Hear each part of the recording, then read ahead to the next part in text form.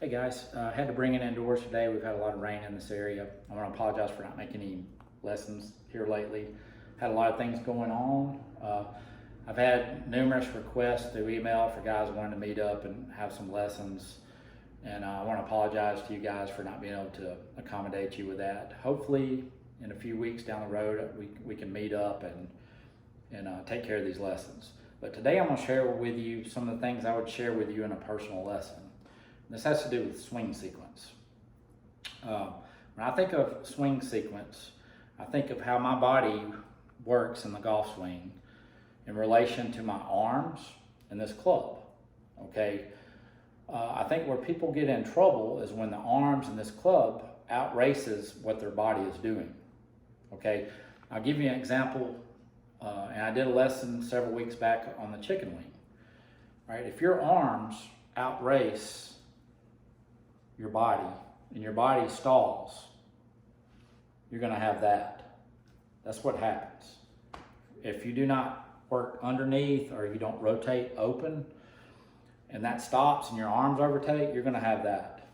Not only will you have that, usually you see with the chicken wing, these guys prior to impact, they're like this.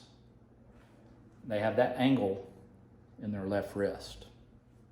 And there's no leverage in that. If you want leverage, you either need a nice square wrist or bowed.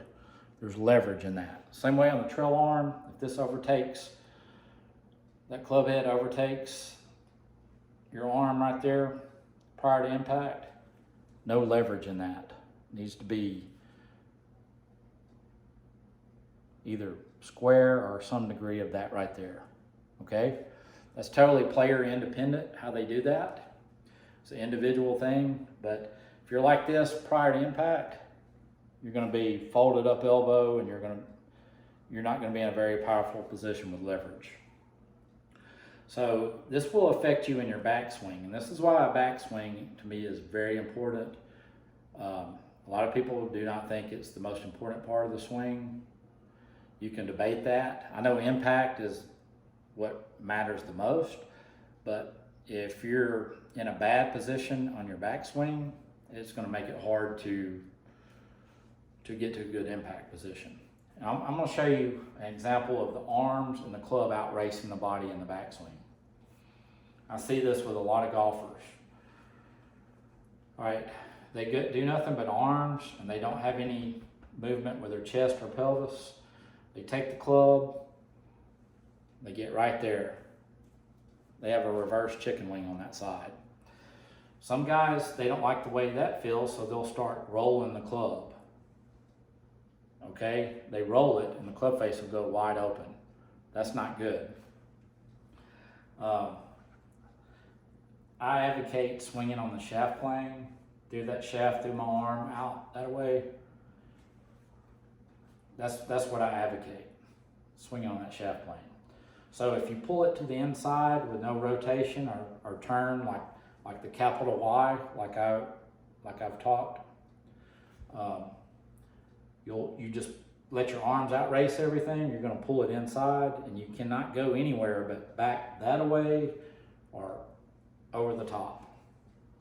If you're somebody that's really flexible, and I see a lot of golfers like this, they let their arms outrace, and they'll get here and they get across the line like that, and that's a terrible position too. You're out of balance. You're not on plane. Now, examples of good golfers: Fred Couples, John Daly, they do that. But one thing I can assure you, they were swinging in sequence where their body matched up with that. They didn't let their arms outrace. Same thing can be said for the player that lifts the club prematurely. They're lifting, that club's out of plane. It's not on that plane that I like to swing on. It's there, they're cheating themselves of a turn, and they're gonna have to make some kind of compensation.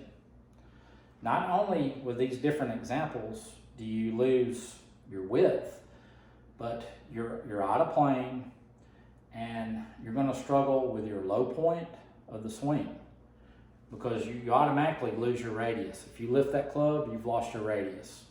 If you pull it too far inside without turning, you've lost your radius.